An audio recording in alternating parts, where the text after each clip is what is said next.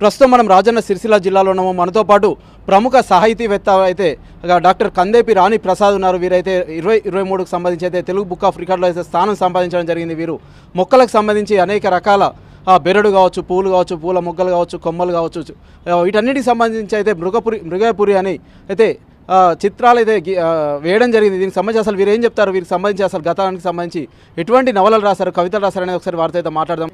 Madam, ముందుగా చెప్పండి, ఏంటి మృగయపురి, ఏంటి అసలు ఇది? మృగయాపురి అనే పుస్తకము అందులో జంతువుల గురించి రాసినటువంటి విశేషాలు. అంటే జంతువుల గురించి సైంటిఫిక్ అవగాహనను కల్పిస్తూ దాన్ని తయారు చేసుకోవటం ఎలాగా అంటే ఇంట్లో ఉండే మామూలు చెట్లు లేకపోతే వంటింట్లో ఉండే మనకి సామాన్లు, అంటే కాఫీ పొడి దగ్గర నుంచి, కాఫీ పొడి టీ పొడితో సహా కందిపప్పు మినప్పప్పు దగ్గర నుంచి వంటింట్లో ఉండే సామాన్లు అన్నిటితో పాటు చెట్లకు సంబంధించినటువంటి ఆకు, పువ్వు, బెరడు, కొమ్మ, రెమ్మ, దాంట్లో ఉండే మొగ్గలు, పువ్వులు, దాంట్లో ఉండే ఆకర్షణ పత్రాలు, అన్ని రకాల చెట్టు యొక్క విడి భాగాలు అనుకోండి, అన్ని భాగాలతోటి నేను సుమారుగా 700కు పైగా చిత్రాలు తయారు చేశాను, డెకరేషన్లు అయినా సరే.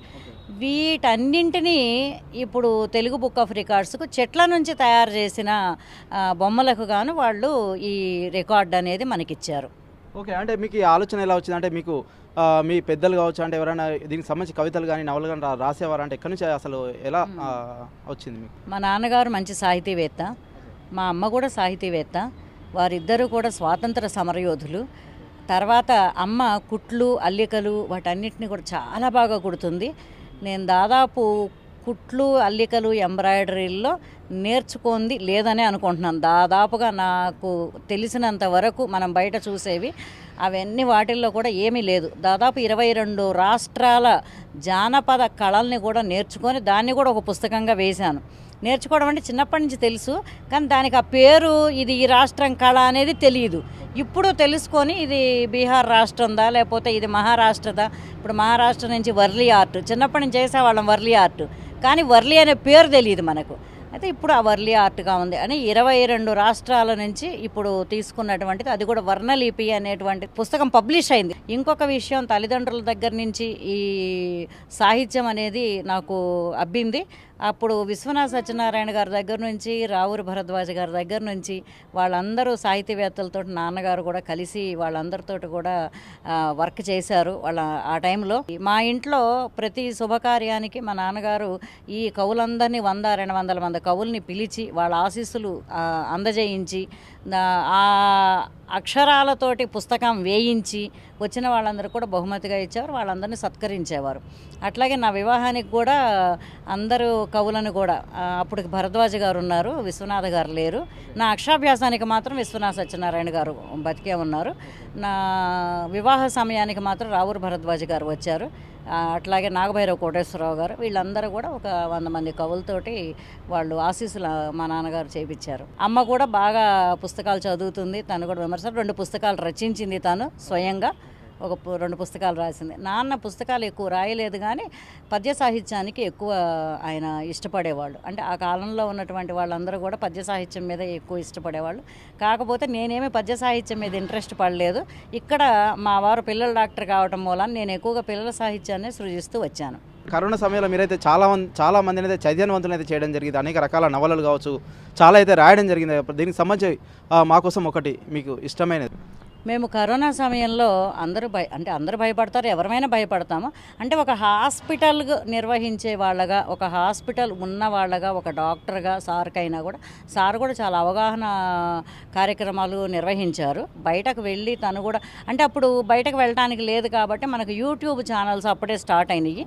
ఈ యూట్యూబ్ ఛానల్స్ ద్వారా చాలా వరకు కరోనా జాగ్రత్తలు కానీ, అసలు కరోనా అనేది బ్యాక్టీరియానా వైరస్సా అనేది ఏం తెలియలేదు అప్పుడు ఇట్లా వైరస్ ఉంటుంది, దానివల్ల ఇలాంటివి వస్తాయి అనేది చాలా వరకు డాక్టర్ గారు కూడా చెప్పడం జరిగింది. సరే, అన్ని డాక్టర్ గారే చేయలేరు కాబట్టి దానికి తోడుగా నేను కూడా కొన్ని తెలుసుకున్న తర్వాత కరోనా ఇలాంటి పనులు చేస్తుంది, ఇలా వైరస్ వల్ల ఏమేమి నష్టాలు జరుగుతున్నాయి, లేకపోతే ఎలాంటి జాగ్రత్తలు పేషెంట్లు తీసుకోవాలి. అంటే వీటన్నింటినీ కూడా కొంతమంది పేషెంట్లు వచ్చిన వాళ్ళందరినీ కూడా కూర్చోబెట్టుకొని వాళ్ళందరికీ కూడా చెప్పడం జరిగింది. కరోనాని రామబాణంతో అంతం చేయొచ్చు అనేది ఫస్ట్గా నేను ఎక్కడ ఏ పత్రికలో కూడా ఎవరు వెయ్యలేదు. అంటే అప్పుడు చెప్పారు, మరి వాళ్ళందరూ కూడా పత్రికా విలేకరులే చెప్పారు.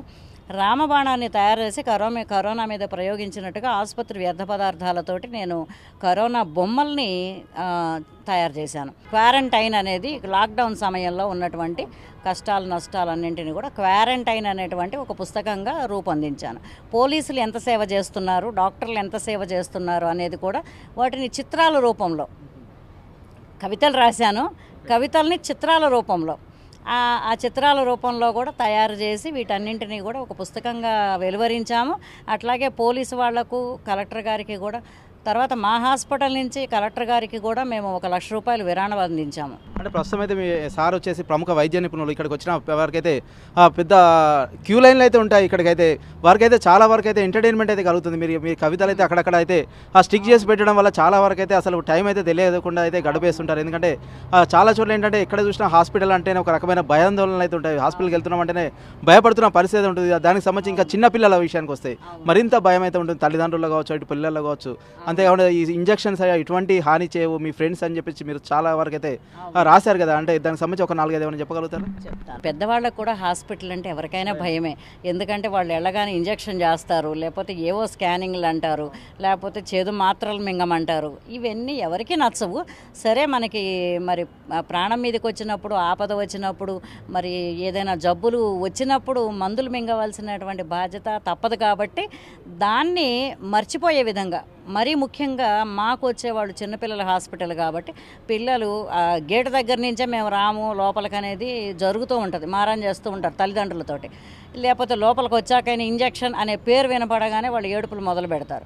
అంటే వాళ్లకు కొంత సుహృద్భావ వాతావరణంగా, వాళ్ళకి ఫెనాయిల్ వాసన, మందుల వాసన కాకుండా ఇక్కడ మనకు వర్ణరంజితమైనటువంటి మంచి మంచి చార్ట్స్ ఉంటాయి, సైన్స్ తెలియజేసేటువంటి విషయాలు ఉంటాయి అని వాళ్లకు తెలియజేయటానికి దాదాపు మేము 700-800 చార్ట్లు హాస్పిటల్లో అతికించాము. కొన్ని పొడుపు కథలు పెట్టాము. ఇవన్నీ కూడా పిల్లలకేమో ఆ కలర్వి కనిపిస్తుంది. ఇదే కాకుండా మేము హాస్పిటల్ ప్రిస్క్రిప్షన్ ప్యాడ్ మీద కూడా ఒక పాట, ఒక బొమ్మను పెట్టాం. అది కూడా నేను తయారు చేసింది, నేను రాసినటువంటి పాటనే. అక్షరాలు చదవటం వచ్చిన వాళ్ళైతే మాత్రం ఆ పాటని చదువుకుంటూ వెళ్తారు. మామూలుగా 2 ఏళ్ళు 3 ఏళ్ల లోపల పిల్లలైతే అక్కడ బొమ్మను చూసి బస్సు, ఇది కుక్క, ఇది పిల్లి అని ఇట్లా దానికి పేర్లు చెప్తూ ఉంటారు. అంటే ఇదంతా ఒక అవగాహన వాళ్లకు. పిల్లలకి మనం ఇంట్లో కూడా ఫస్ట్ కుక్క, పిల్లి, నక్క ఇట్లాంటివి మనం నేర్పించేటప్పుడు కూడా దాన్ని చూపించి అదిగో కుక్క వచ్చింది నేర్పించడం ఎలాగో సేమ్ మేము కూడా వాళ్ళకి వచ్చిన వాళ్ళందరికీ కూడా నేర్పించడానికి వస్తువులు, బొమ్మలు, వాటికి పాటలు, చిలకమ్మ ఏంటి ఏమంటది ఇట్లాంటివన్నీ పెడుతున్నాం. అది కాకుండా హిమాలయాల్లో ఉండేటువంటి ఇప్పుడు ప్రస్తుతం సీతాకోక చిలుకలు, హిమాలయాల్లో ఉండే సీతాకోక చిలుకలన్నీ కూడా మొత్తం అంతరించిపోయే దశలో ఉన్నాయి. వాటన్నింటిని కూడా సేకరించి మేము అక్కడ పెట్టి, ఇది హిమాలయాల్లో ఉండేవి అంతరించిపోయే దశలో ఉన్నాయి. అంటే పిల్లలకు మనం స్కూల్ ద్వారానే కాదు, హాస్పిటల్ ద్వారా కూడా వాళ్లకు సైన్స్ని కానీ, లోకాన్ని, సమాజాన్ని మనం పరిచయం చేసి దాన్ని ఎలా కాపాడుకోవాలి ప్రకృతిని అన్న విషయాన్ని మా వంతు బాధ్యతగా కూడా తెలియజేద్దామని ఇవన్నీ పెట్టాం హాస్పిటల్లో. వచ్చిన వాళ్ళందరూ కూడా డాక్టర్ గారు పిలిచేదాకా వాళ్ళ సమయాన్ని వృధా చేసుకోకుండా, వాళ్ళ జ్వరాన్ని పదే పదే గుర్తు చేసుకొని నీరసపడిపోకుండా, అరే ఇదేదో బాగుంది ఇక్కడ చూద్దాం అక్కడ చూద్దాం అనుకుంటూ అన్నీ రూమ్ అంతానో లేకపోతే హాల్ అంతా తిరుగుతూ ఒక్కొక్క 2 అంతస్తుల్లోనే పెట్టాము. ఒక పై అంతస్తులో అంతా కూడా భారతదేశంలోని కోటల్ని పెట్టాను, కోటల గురించి. అవి కూడా నేను చూసినటువంటి వాటి కోటల గురించి, దాని గురించి కొద్దిగా మ్యాటర్ రాసి దాన్ని అంతా కూడా నేను తీసుకున్నాను. అక్కడ ఏం చేసామంటే కొద్దిగా ఇంగ్లీష్లో పెట్టాం. అన్ని తెలుగే కాకుండా కొద్దిగా ఇంగ్లీషు, పిల్లలు ఇప్పుడు కొద్దిగా ఇంగ్లీష్ మీడియం పిల్లలు ఉంటే వాళ్ళకు కూడా తెలియాలి కదా అని దాన్ని అక్కడ కొద్దిగా ఇంగ్లీష్ మీడియంలో పెట్టాము.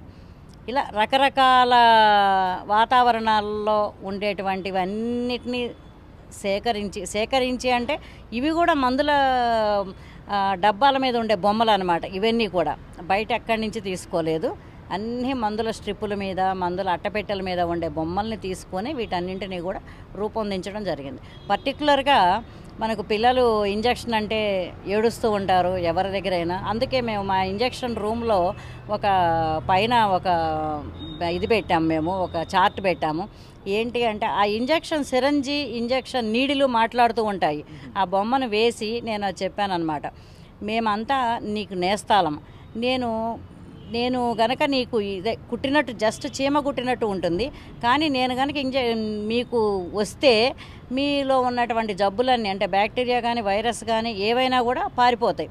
అంటే కొద్దిగా ఓర్చుకో, కళ్ళు మూసుకో, అయిపోతుంది అని ఇంజెక్షన్ ధైర్యం చెప్తున్నట్టుగా, ఆ సిరంజి ఆ నీడిలు ధైర్యం చెప్తున్నట్టుగా ఒక బొమ్మను క్రియేట్ చేసి మేము దానికి ఒక కవితను రాసి పెట్టాం.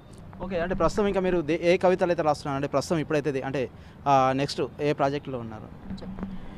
ఇప్పటి వరకు నేను 50 పుస్తకాలు రచించాను బాల సాహిత్యంలో. బాలల కోసము ఒక పుస్తకాన్ని, డాక్టర్ చెప్పిన కథలు అనేటువంటి ఒక పుస్తకాన్ని కూడా ఈ మధ్యనే రాశాను. అదేంటి అంటే నేను హాస్పిటల్లో రోజు చూస్తూ ఉన్నాను సార్తో పాటు.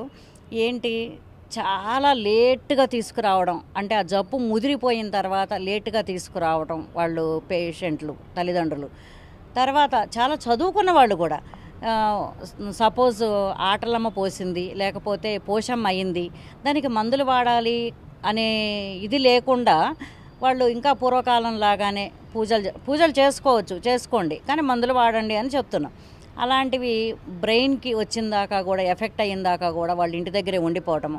తర్వాత పసిబిడ్డను పాలు ఎలా తాగించాలి, ఇలా ఎత్తు పెట్టి తాగించాలి, లేదంటే కొద్దిగా డౌన్గా ఉంటే వాళ్ళకి ఆ బాటిల్ పాలు ముక్కులోకి వెళ్ళిపోయి ప్రాణాలు పోవటం ఎంతోమంది చిన్నారులను చూస్తున్నాం. చాలా చిన్న చిన్న విషయాలు, పెద్ద ప్రమాదకరమైన పెద్ద విషయాలు కాదు, చిన్న జాగ్రత్తలు తీసుకుంటే వాళ్ళు మృత్యువు నుంచి బయటపడవచ్చు. అయితే ఇది మనం ఎంతవరకు అని చెప్తాము, ఎంతమందికి అని చెప్తాం, మనకు వచ్చిన వాళ్ళకు పేషెంట్లకు చెప్తాం ఇలా చేయకూడదమ్మా అని. కానీ అందరికీ తెలియదు కదా. ఈ విషయాలన్నింటినీ ఒక్కొక్క కథగా మార్చి, ఒక్కొక్క ఇన్సిడెంట్ను ఒక్కొక్క కథగా మార్చి నేను ఒక పుస్తకం, డాక్టర్ చెప్పిన కథలు అని ఒక పుస్తకంగా రూపొందించాను. దీనివల్ల ఎక్కడ ఉన్న వాళ్ళైనా చదువుకోవచ్చు, వినొచ్చు. తర్వాత దాన్ని మేమేం చేసామంటే ఆడియోగా కూడా రూపొందించాం. అంటే అన్ఎడ్యుకేటెడ్, నిరక్షరాస్యులైనటువంటి తల్లిదండ్రులు కనుక ఉంటే, పల్లెటూరు వాళ్ళైనా, ఫోన్ లేని వాళ్ళు ఈ రోజుల్లో ఎవరు లేరు, యూట్యూబ్లో పెట్టుకున్నా కూడా ఛానల్స్ ద్వారా వినవచ్చు. అదొక ప్రాజెక్ట్ చేసాం. అయితే ఇవన్నీ ఇప్పటి వరకు జరిగినటువంటి ప్రాజెక్టులు. అయితే ఇప్పుడు ఇంకా అదనంగా ఇంకొక 50 పుస్తకాలకు సరిపడా నాకు పేపర్లలో ప్రింట్ అయ్యి రెడీగా ఉన్నవి నాకు ఇంకా అన్నీ ఉన్నాయి ఇప్పుడు పిల్లల కోసం. అయితే వెయ్యడానికి టైము సరిపోక కొత్త ఎప్పుడు రాయడం వల్ల, తర్వాత ఈ పిల్లల కోసం అంటే మనం 10th క్లాస్ లోపల వరకే తీసుకుంటాము. కానీ ఇంటర్మీడియట్ వాళ్ళకి అంటే 8th, 9th, 10th, ఇంటర్ వాళ్ళకు కూడా సైన్స్ని కథలుగా రూపొందించాను నేను. వాటిని కూడా పుస్తకాలుగా తీసుకురావాల్సి ఉంది. పేపర్లో పబ్లిష్ అయ్యాయి. ఎలాంటి సైన్స్ వాళ్ళకి ఏం తెలుస్తోంది, ఎక్కడో దక్షిణాఫ్రికాలో. అంటే నేను కేవలం సైన్స్ అంటే పుస్తకాల్లో ఉన్నది చూసి అట్లా పెట్టి రాయడం లేదు. ఏం చేస్తున్నామంటే మేము వెళ్ళినటువంటి కొన్ని దేశాలలో కావచ్చు, కొన్ని రాష్ట్రాలలో కావచ్చు, అక్కడ జరిగినటువంటి విశేషాలన్నింటినీ కూడా వాళ్ళకి తెలియజెప్పే ప్రయత్నం చేస్తున్నాం. ఇంకొక విషయం చెప్పాలి ఇక్కడ. పిల్లల కోసం యాత్రా కథనాలు రాసినటువంటి వాళ్ళల్లో నేనే అనుకుంటున్నాను మొట్టమొదటిదాన్ని, ఇంకెవరైనా రాసి ఉన్నారో నాకు కూడా తెలియదు. పిల్లల కోసము యాత్రా కథనాలు అనొచ్చు అనకూడదో దాన్ని, యాత్రా వ్యాసాలు అనొచ్చు, లేకపోతే ఇంకేమైనా అనొచ్చు. పిల్లల కోసం ఇంతవరకు ఎవరు రాయలేదు. అయితే మైసూర్ వెళ్ళినప్పుడు రవివర్మ ఆర్ట్ గ్యాలరీ పిల్లలకు ఆర్ట్ పట్ల ఇంట్రెస్ట్ను పెంచడానికి ఉపయోగపడేది. లేదంటే అప్పుడు అసలు ఆ పూర్వకాలంలో ఆ రాజా రవివర్మ ఎంత కష్టపడి అవన్నీ వేశాడు, దాన్ని గురించి పూర్తి నోట్స్ ఒక 5-6 గంటలు కూర్చొని రాసుకొని వచ్చి మరీ ఇక్కడ నేను వాటిని రాశాను. అలాగే బెంగళూరు అంటాం. బెంగళూరు అంటే కేవలం విధాన సౌధ, ఊరికే చారిత్రక కట్టడాల గురించి చెప్పడం కాకుండా అక్కడ మోక్షగుండం విశ్వేశ్వరయ్య సైన్స్ మ్యూజియం అని ఉన్నది. దాంట్లో ఇక్కడ మనం ఉన్నప్పుడు మన బరువు 50 కిలోలో 60 కిలోలో మనం చెప్పుకుంటాం. అదే అంగారక గ్రహానికో చంద్రుడి దగ్గరకో ఇంకొక గ్రహానికో వెళ్ళినప్పుడు మన బరువు ఎంత అంటే మనకు తెలియదు కదా. అవి అక్కడ పెట్టి ఉంటాయన్నమాట. అప్పుడు ఎలా అక్కడికి వెళ్తే మన బరువు ఎంత ఉంటుంది అని అక్కడ శాస్త్రీయబద్ధంగా ఉంటుంది. అలాగే ఇంకా ఇప్పుడు ఇక్కడ మాట్లాడినప్పుడు మన ధ్వని ఎంత వేగంగా వెళ్తుంది, ఇలాంటివన్నీ కూడా అక్కడ ఎన్నో పరికరాలు ఎన్నో పెట్టి ఉన్నాయి. మనకు టెలిఫోన్ కనుక్కోకముందు ఏం జరిగింది, లేకపోతే అసలు ఒక డీజిల్ మిషన్ తయారైనప్పుడు ఫస్ట్ మిషన్ ఎట్లా తయారైంది, మనకు తర్వాత ఎలా తయారైనాయి, ఇలాంటివన్నీ యంత్ర పరికరాలు ఉన్నాయి. చూడొచ్చు. దాన్ని పిల్లల కోసం నేను వివరంగా చాలా చక్కగా రాశాను. అలాగే దక్షిణాఫ్రికా వెళ్ళినప్పుడు సీ లయన్లు ఎక్కువగా ఉన్నాయి అక్కడ, ఆ జాతి ఇవి. అలాగే ఇంకా ఆస్ట్రిచ్లు కూడా ఉన్నాయి. వాటి జీవన విధానం ఏంటి, ఆస్ట్రిచ్లు ఎలా బతుకుతాయి, ఏం చేస్తాయి, ఏం తింటాయి, దాని యొక్క గుడ్డు ఈ సైజులో ఉంటుంది. ఒక మామూలు కోడిగుడ్డకి 30-40 రెట్లు ఎక్కువగా ఉంటుంది, 20 రెట్లు కనీసం అంత పెద్దదిగా ఉంటుంది. ఇవన్నీ పిల్లలకు మనం సైన్స్ పాఠాలుగా కాకుండా మనకు మామూలు కథల్లాగా చిన్న చిన్న మాట్లాడుకున్నట్టు కబుర్ల ద్వారా తెలియజేయడానికని రాశాను. ఇవన్నీ పేపర్లలో పత్రికలలో అన్నింటిలో కూడా పబ్లిష్ అయ్యాయి. వాటన్నింటినీ పుస్తకాలుగా తీసుకురావాలి. ఇంకా ముందు ఇంకొక 50 పుస్తకాలకు రెడీగా ఉన్నాయి. ఓకే, అంటే పిల్లలతో పాటు కొంతమంది సాహితీ ప్రేమికులు అయితే ఉంటారు. వీరికి సంబంధించి అయితే ఏమన్నా గ్యాలరీస్ లాంటివి ఏమైనా ఏర్పాటు చేస్తారా? అంటే ఒకవేళ మీకు కావాలనుకున్న వారికి అయితే, అంటే ప్రోగ్రామ్ చూసిన తర్వాత అయినా ఎవరైనా కావాలనుకున్న వారికి అయితే ఏం చెప్తారు? అంటే దీనికి సంబంధించి ఫైనల్గా ఒక కంక్లూజన్. నేను మాకిప్పుడు హాస్పిటల్లో ఒక రూమ్ని మేము బొమ్మలన్నిటికీ కేటాయించుకున్నాము. అయితే ఆ రూమ్ సరిపోదు. అప్పటికి గోడలన్నీ కూడా దాదాపు 600-700 చార్ట్లు ఉన్నాయి. 5-6 వేల బొమ్మలు తయారు చేశాము. వీటన్నింటికి ఒక పెద్ద ఆడిటోరియం ఇంకా కట్టుకోవాలి. ప్రస్తుతానికి మిల్కీ మ్యూజియం అని ఒక రూమ్లో అయితే పెట్టగలిగినంత వరకు పెట్టాము. ఆ రూమ్లో ఉన్నటువంటి ఫర్నిచర్ కూడా ఆసుపత్రి వ్యర్థాలతోటి తయారు చేసాం. ఫర్నిచర్ని కూడా ఆసుపత్రి వ్యర్థాలతో తయారు చేసాం. ఇంకా గోడలను కూడా తయారు చేయాలనుకున్నాము, అది ఫెయిల్ అయిపోయింది, అది కుదరలేదు. ఇంజనీర్ కొద్దిగా ఇంకా సహకరించి ఉంటే చేసి ఉండేవాళ్ళము. బహుశా ఇప్పుడైతే చేయొచ్చేమో. ఇది 25 years బ్యాక్ ఇది కాబట్టి ఇప్పుడు కొత్తగా అయితే అవకాశం రావచ్చేమో. అయితే ప్రస్తుతానికి మాత్రం మిల్కీ మ్యూజియం అనే దాని తరపు నుంచి మేము ఉన్న హాస్పిటల్ 3 అంతస్తులు కూడా బొమ్మలన్నింటినీ గోడలకు కొన్ని షెల్ఫులతోని, అద్దాల షెల్ఫులలోనూ మేము డెకరేట్ చేయడం జరిగింది. ఇంకా భవిష్యత్తులో మంచి ఆడిటోరియము నిర్మించుకోవాలని నా కోరిక. ఇది కూడా ఎక్కడ, నేను శాంతినికేతన్ను చూశాను, రవీంద్రనాథ్ ఠాగూర్ గారి శాంతినికేతన్ను చూశాను. అట్లాగే నేక్ చంద్ అని పంజాబ్లో రాక్ గార్డెన్ నిర్మించారు. ఆయన సొంతంగా ఒకే వ్యక్తితోటి దాదాపు చాలా పెద్ద గార్డెన్ ఉంటుంది. ఆ గార్డెన్ని చూసాము. అది మా పిల్లలకు కూడా 1వ తరగతిలోనో 2వ తరగతిలోనో పాఠంగా కూడా పెట్టారు ఆ నేక్ చంద్ గురించి. అయితే ఆ గార్డెన్ చూసినప్పుడు ఒక మనిషి ఇంత పెద్ద గార్డెన్ని ఇంత సృష్టించారు. ఆయన కేవలం రాళ్ళు, సీసాలు, పెంకులు, గాజులు, పగిలిపోయిన గాజులు, అట్టముక్కలు అలాంటి వాటితో చేశారు. భవిష్యత్తులో నేను కూడా ఎప్పటికైనా నేక్ చంద్ లాగా ఒక పెద్ద అవకాశం ఏదన్నా వస్తే ఒక పెద్ద ఆడిటోరియం లాగానో లేకపోతే ఇంకా పెద్ద పేరు వచ్చేదానిలాగానో పెట్టుకోవాలనుకుంటున్నాను. అయితే దీనికి సంబంధించి నేను చేసినటువంటి హాస్పిటల్ వేస్ట్ మెటీరియల్తో సంబంధించి 5-6-7-8 దాకా ఇప్పుడు జాతీయ అంతర్జాతీయ రికార్డులు వాళ్ళైతే గుర్తించారు. ఇంకా గిన్నిస్ బుక్ లాంటి వాళ్ళు కూడా గుర్తిస్తే దీన్ని నాకు కూడా సంతోషంగా ఉంటుంది. ఓకే, ఖచ్చితంగా మీకు అనేక శిఖరాలు అయితే అధిరోహించాలని అయితే మేమైతే మనస్ఫూర్తిగా కోరుకుంటున్నాం. అంతేకాకుండా రాజన్న సిరిసిల్ల జిల్లాకైతే సాహితీవేత్తలతో అయితే చాలా దగ్గర సంబంధం అయితే ముడిపడి ఉంది. ఇటు సినారే కావచ్చు, అంతేకాకుండా కొంతమంది గొప్ప గొప్ప సాహితీవేత్తలు అయితే ఇక్కడ ఈ గడ్డ నుంచి అయితే వచ్చిన వారు అయితే ఉన్నారు. ఏదేమైనప్పటికైతే మీరైతే ఇంకా అనేక రకాల అవార్డ్స్ అయితే రావాలని అయితే మేము మనస్ఫూర్తిగా కోరుకుంటున్నాం. రాజన్న సిరిసిల్ల జిల్లాకు సంబంధించి అయితే గొప్ప గొప్ప సాహితీవేత్తలు, కవులు, కళాకారులు అయితే ఉన్న గడ్డకైతే ప్రస్తుతం ఇదైతే చాలా ఫేమస్ అని చెప్పొచ్చు. Over to studio. మరిన్ని వీడియోస్ కోసం ఛానల్ ని సబ్స్క్రైబ్ చేయండి. లేటెస్ట్ అప్డేట్స్ కోసం వాట్సాప్ ఛానల్ ని ఫాలో చేయండి. అండ్ లింక్ డిస్క్రిప్షన్ లో ఉంది.